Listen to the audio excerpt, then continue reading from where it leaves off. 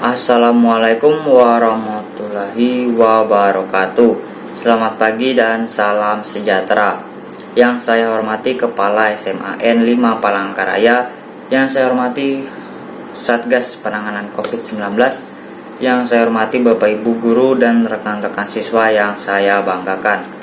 Puji dan syukur marilah kita panjatkan kehadirat Tuhan Yang Maha Esa, karena berkat karunia-Nya kita dapat berkumpul di aula ini dalam keadaan sehat untuk mengikuti seminar yang akan membahas tentang pandemi COVID-19 yang bisa membangkitkan kreativitas dan kemandirian.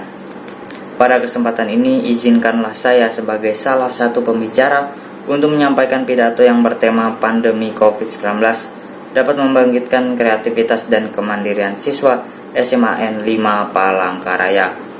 Hadirin yang saya hormati dan rekan-rekan yang berbahagia, sistem pendidikan di Indonesia sedang mengalami tantangan baru yang disebabkan karena adanya wabah virus COVID-19 yang menyebabkan seluruh sistem pembelajaran di lembaga pendidikan dialihkan kepada metode pembelajaran online atau dalam jaringan. Adanya gangguan dalam proses pembelajaran menyebabkan terjadinya beberapa perubahan terhadap peserta didik yang pada akhirnya berpengaruh terhadap motivasi belajarnya. Penelitian ini menggunakan pendekatan kuantitatif dengan teknik sampling. Yang digunakan adalah accidental sampling. Populasi dalam penelitian ini adalah seluruh siswa SMA yang mengikuti proses pembelajaran dengan sistem online atau daring. Metode analisis yang digunakan untuk menganalisis data yang diperoleh dalam penelitian ini menggunakan metode analisis Mann-Whitney-U.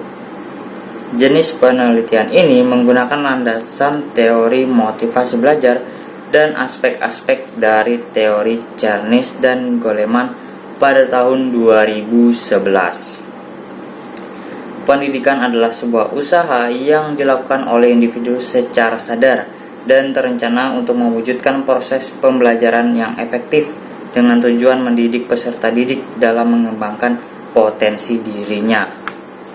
Namun di masa ini masih banyak sekali permasalahan-permasalahan di dalam dunia pendidikan yang dapat menghalangi tercapainya tujuan-tujuan yang diharapkan.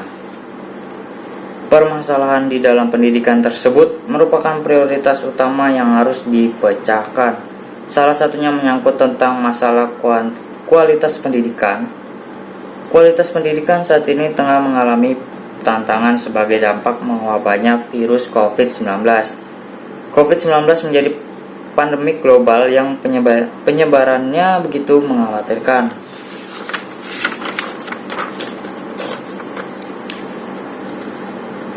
Akibatnya, pemerintah harus bekerja sama untuk menekan laju penyebaran virus COVID-19 dengan mengeluarkan kebijakan agar seluruh warga masyarakat untuk melakukan social distancing atau menjaga jarak. Sehingga dengan adanya kebijakan tersebut, seluruh aktivitas masyarakat yang dulu dilakukan di luar rumah dengan berkumpul dan berkelompok, kini harus diberhentikan sejenak dan diganti dengan beraktivitas di rumah masing-masing. Salah satu dampak social distancing juga terjadi pada sistem pembelajaran di sekolah.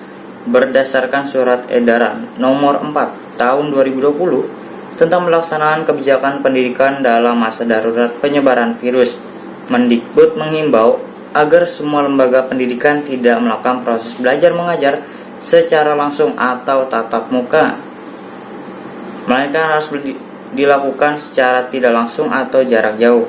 Dengan adanya himbauan tersebut membuat semua lembaga pendidikan mengganti metode pembelajaran yang digunakan, yaitu menjadi online atau dalam jaringan.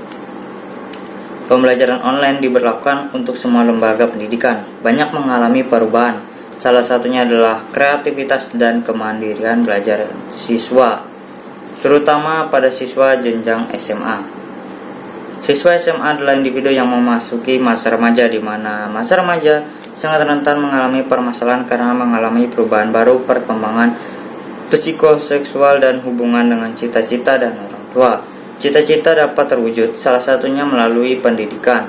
Inilah yang menjadi alasan penulis memilih beberapa guru SMA bahwa motivasi belajar siswa SMA memang mengalami penurunan kreativitas dan kemandirian dalam situasi pandemik ini. Oleh sebab itu, diharapkan seluruh siswa SMAN 5 Palangkaraya tetap selalu semangat dalam proses belajar di sekolah secara daring maupun luring, supaya dapat memberikan dampak yang positif kepada diri kalian sendiri. Dengan belajar yang rajin dan tekun, kalian pasti bisa menunjukkan kreativitas dan kemandirian yang ada di dalam diri kalian masing-masing. Karena kreativitas dan kemandirian itu bisa kita lakukan dengan perilaku dan tindakan yang baik dan benar. Bapak Ibu berbahagia dan sahabatku para siswa yang budiman, baiklah saya tutup pidato saya ini. Cukup sekian pidato saya, semoga bermanfaat dan terima kasih atas segala perhatian. Semoga para siswa bisa menjadi orang yang memiliki kreativitas dan kemandirian di lingkungan dalam sekolah maupun luar sekolah.